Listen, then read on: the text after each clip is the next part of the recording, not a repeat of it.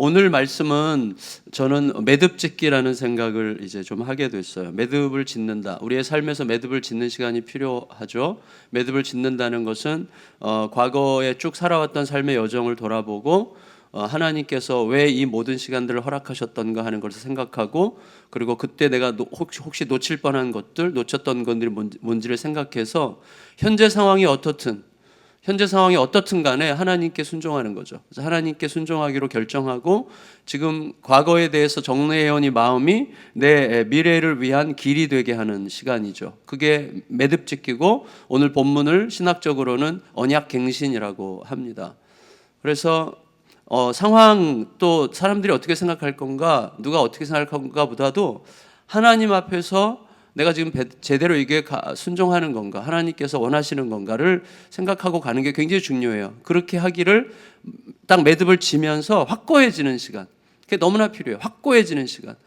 이거구나. 맞아. 누가 뭐라 그래도 나는 이 길을 하나님과 함께 가는 거구나. 그렇게 생각하는 게 굉장히 중요한 거예요.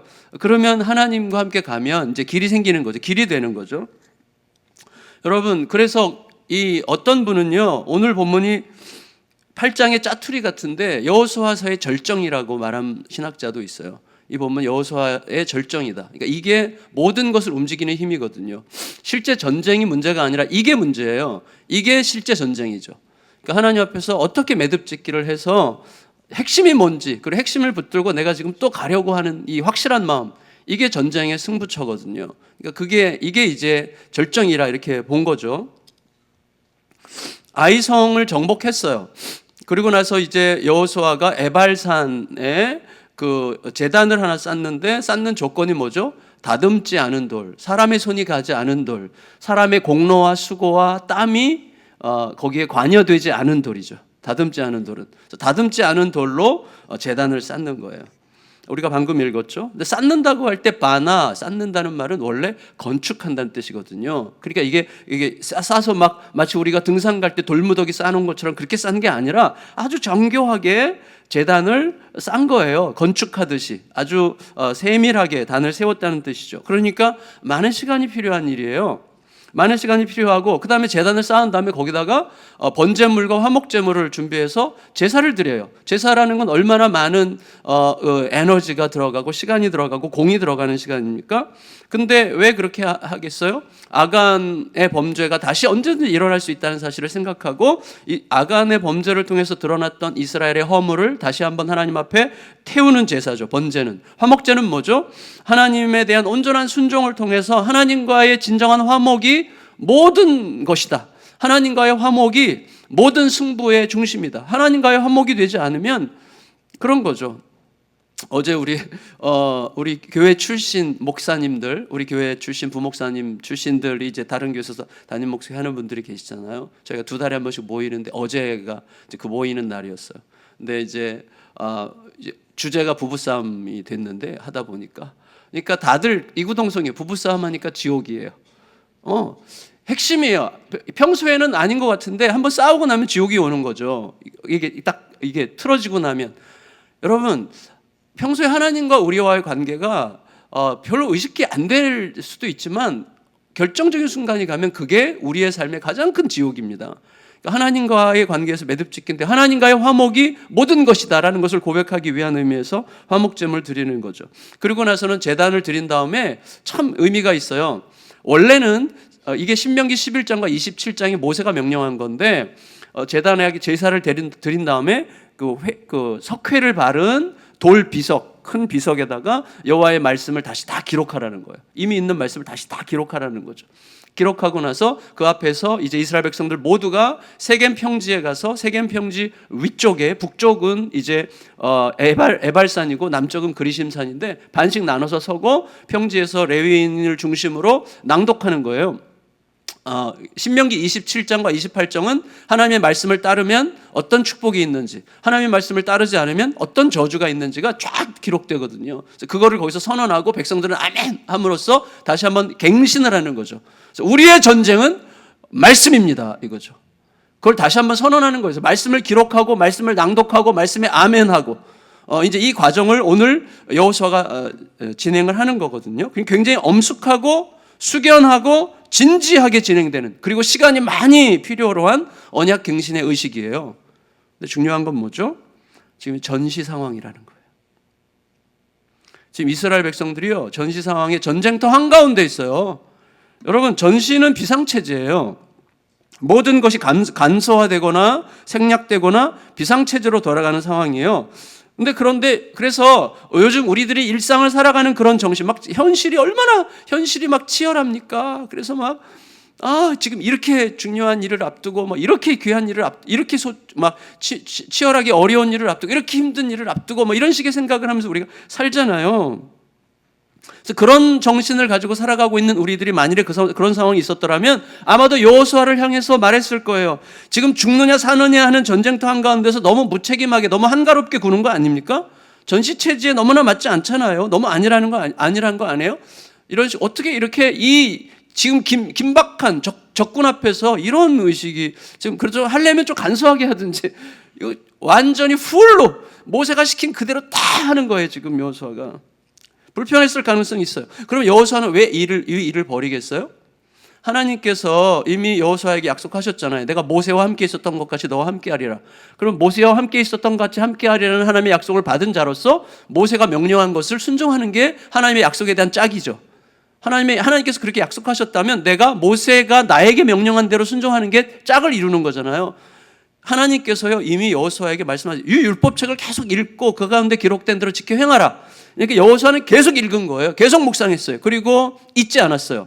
신명기 11장에서 27장에서 너희가 요단강을 건너면 곧바로 거기서 이런 의식을 행하라고 모세가 명령했거든요. 그걸 기억하고 지금 요단강 건넌 다음에 아이성 전투 끝난 다음에 그거 하는 거예요. 그대로 지키는 거예요. 지금 상황이 어떻든지 전시체제든지 관계없어요. 하라고 하신 그대로 이게 순종하는 게 하나님 앞에 진짜 전쟁이라는 것을 아는 거죠. 이게 너무나 중요해요, 여러분. 그래서 저는 세 가지 소제목을 붙였는데, 첫째는 순종과 진짜 전쟁이에요. 순종과 진짜 전쟁.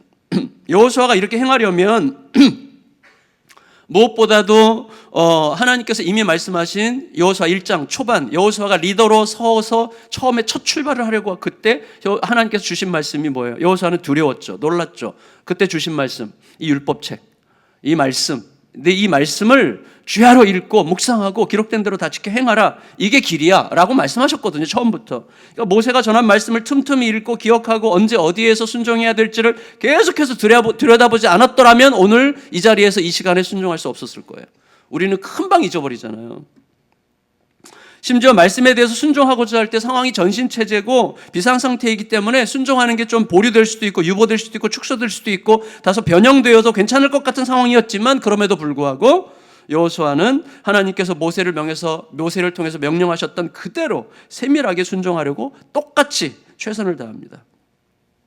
여호수아는요, 하나님께서 모세를 통해서 명령한 모든 말씀을 남김없이 순종하려고 했어요. 그래서 오늘 본문에도 남김없이 낭독했다는 말이 나와요. 남김없이. 이게 되게 중요해요. 맨 마지막에 있죠. 낭독하지 아니한 말이 하나도 없었더라. 성도 여러분, 여호수아는요, 모세의 시종으로 40년 있었어요. 모세의 시종으로 40년 있었어요. 그리고 지금 리더가 되어가지고 현재 이제 지도자로서 이 백성들을 끌고 전쟁을 치르는, 사실 어떻게 보면 모세도 큰 전쟁이었고 지금 여호수아는 실제 전쟁인데, 이 전쟁의 상황을 통해서 진짜 전쟁이 뭔지를 잊지 않으려고 한 거예요.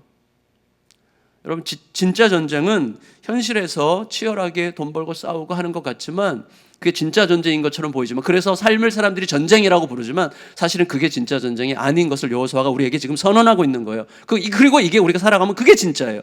진짜 전쟁이 뭐예요? 적과의 싸움이 아니에요. 진짜 전쟁은 하나님의 말씀을 따르지 않으려고 하는, 하나님의 말씀을 잊어버리려고 하는, 하나님의 말씀을 짐짓 별것 아닌 것처럼 느끼려고 하는 나의 완고함과 현실에 대한 두려움과 내면의 욕망과의 싸움, 말씀을 충분히 받아들이려고 하지 않는 나의 안일함과 욕망과의 싸움이 진짜 전쟁이죠. 그걸 지금 여호수아가 선언하고 있는 것입니다. 여러분, 우리의 모든 일상들보다도 비교할 수 없이 치열한 상황이에요. 지금 오늘 상황은 죽느냐 사느냐 하는 전쟁터 한가운데에 있어요. 근데 거기서도 결정적으로 중요한 것은 놀랍게도 가장 추상적인 것으로 보이는 비현실적인 것으로 보이고 현실에 대하여 무능한 게 그지없어 보이는 하나님의 말씀과 하나님의 약속이라는 사실을 지금 온 백성들 앞에 다시 확인하는 시간을 갖고 있는 것입니다. 이게 매듭짓기예요. 이스라엘 백성과 함께 요단강을 건너서 전쟁터에 진입하는 것은요, 여호수아를 한없이 두렵게 한 거죠. 여호수아가 두려워서 발발 떨었잖아요. 너무나 두려운 생생한 현실이었어요. 근데 그때 요단강을 건너게 한 것은 하나님의 말씀이었어요. 네.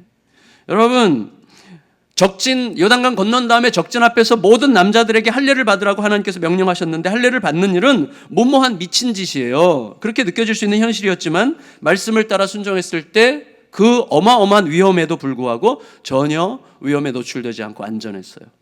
이스라엘 백성들이 여리고를 뱅뱅뱅뱅 돌았어요. 그리고 소리를 질렀어요. 그런데 여리고를 돌았다는 것과 소리를 질렀다는 것과 여리고성이 무너졌다는 것은 필연적인 관계가 없습니다. 그들이 돌아서 그들이 거기 여리고성을 돌았기 때문에, 소리를 질렀기 때문에 무너진 게 아니에요. 무너질 거라고 말씀하신 하나님의 말씀이 무너지게 한 거죠. 그거를 지금 확인하는 거예요. 여러분, 긴장되는 2차 아이성 전투에서 작전을 지휘한 실제적인 군대 장관은 여호와의 말씀이었어요. 여호와의 말씀이 장관이었어요. 반면에 여러분, 여호수아와 이스라엘이 실패를 경험한 유일한 사건, 바로 1차 아이성 전투 때는 뭐예요? 하나님 말씀 없이, 묻지 않고 말씀 없이 뛰어들었을 때만 망했어요. 어떻게 된 거예요? 말씀이 없을 때 가장 쉬운 전쟁에서 가장 무력하게 패배했죠. 그게 우리들의 삶이 아닙니까? 별것 아닌 것에서 넘어져요. 말씀이 없어서, 말씀을 안일하게 생각해서, 말씀을 우습게 생각해서. 거기서부터 시작되는 거예요. 어마어마한 패배가 시작되는 거죠. 그래서 여러분, 여호수아가 제단을 쌓고 돌 위에 하나님의 말씀을 기록하는 것에는 그런 믿음의 고백이 있었던 것입니다. 말씀을 현실 앞에 세우고 현실을 말씀 앞에 세우는 거예요. 이게 전쟁이다, 이렇게 얘기하는 거죠. 그게 가장 치열한 전쟁이었고, 거기서 승리하면 현실의 전쟁은 이미 이긴 전쟁이 된다는 사실을 알게 된 거예요. 여호수아는 그거를 온몸으로 알았습니다, 이제. 그래서 현실을 말씀 앞에 세우고 말씀 앞에, 현실 앞에 말씀이 있게 하는, 그게 진짜 전쟁임을 알았어요. 두 번째 제목은 감사와 언약갱신이에요.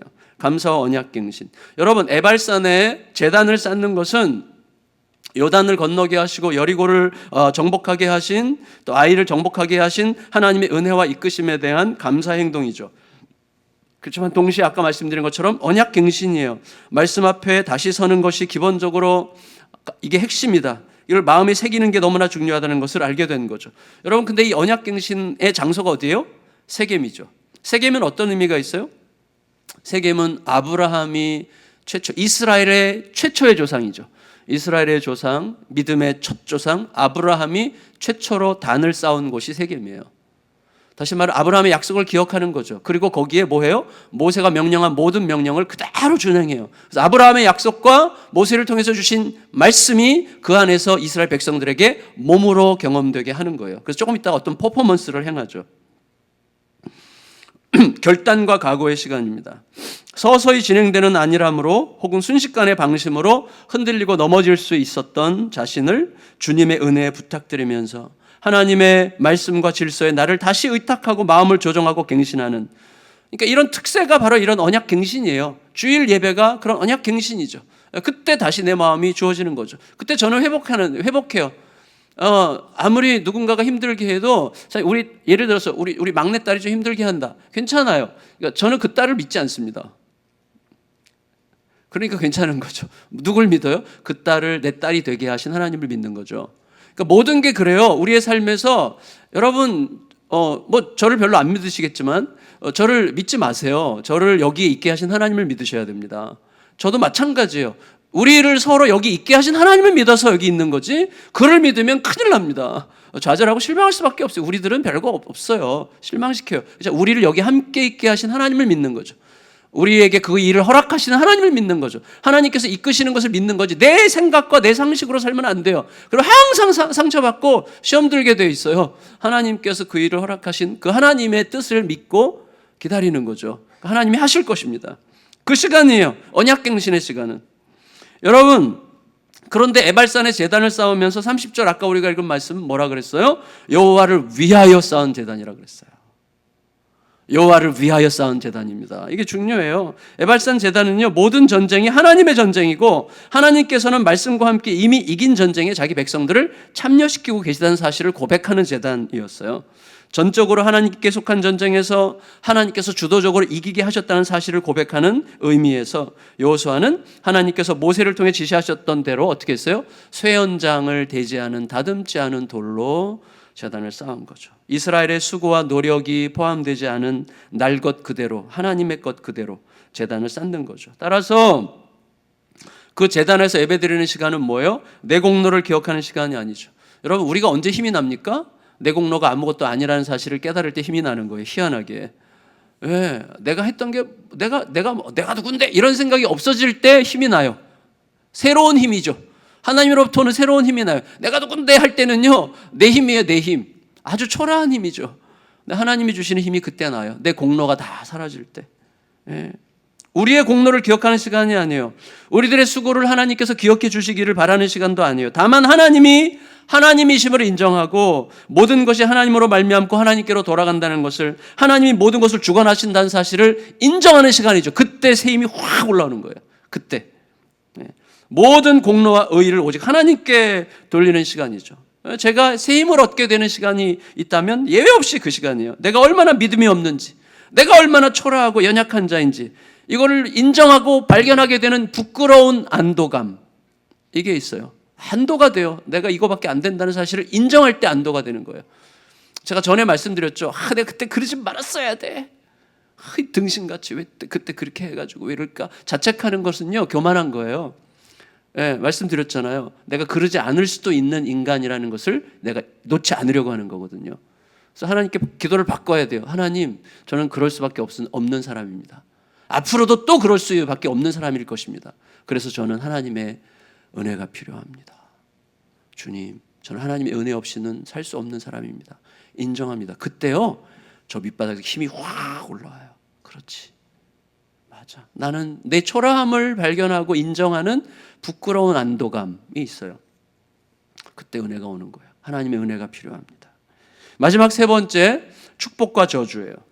자, 여러분, 이게 굉장히 중요하다고 생각해요. 저는 그래서 사실은 제가 생각한 게 뭐냐면, 예배 끝나고 예배가 우리 몸에 배게 하는 어떤 퍼포먼스를 하면 얼마나 좋을까. 그래서 이제 여리고에 대한 말씀을 여기서 선포했으면 주일날 성도들이 나가서 이게 여리고는 아니지만 운동장을 한 10바퀴 돌고 간다든지 뭐 이렇게 좀 온몸에 새겨지는, 왜냐면 우린 지금 머리로만 듣거든요. 말씀을 머리로만.